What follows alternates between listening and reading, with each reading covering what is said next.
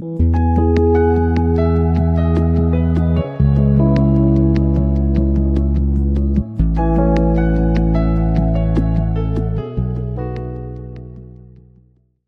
నడుచుకునే విధానం మరియు ఇతరులతో ప్రవర్తించే విధానాన్ని బట్టి వారిని గూర్చి మనం అంచనా వేసుకుంటాం. మర్యాద ఇచ్చిపుచ్చుకోవాలని కూడా వింటూ ఉంటాం.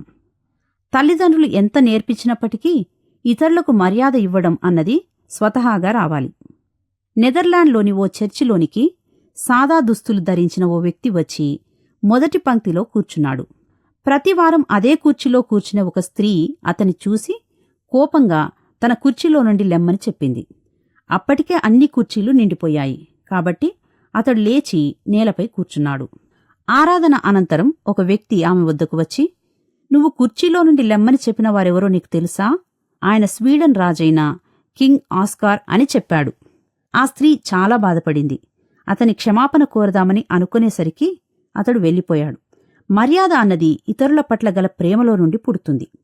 అందుకే మనం ప్రేమలో ఎక్కువగా అభివృద్ధి చెందుతూ సంఘం ఎడల మర్యాదగా నడుచుకోవాలని బైబిల్ ప్రబోధిస్తున్నది. మన మాటల్లో, ప్రవర్తనలో మర్యాద ఉట్టిపడాలి. రోడ్డు మీద నడుస్తున్నప్పుడు, బిల్లులు చెల్లించడానికి క్యూలో నిలుచున్నప్పుడు, బస్సు లేక రైలు ఎక్కేటప్పుడు మన స్వార్థాన్ని పక్కన పెట్టి ఇతరుల పట్ల మర్యాదగా ప్రవర్తిద్దామా?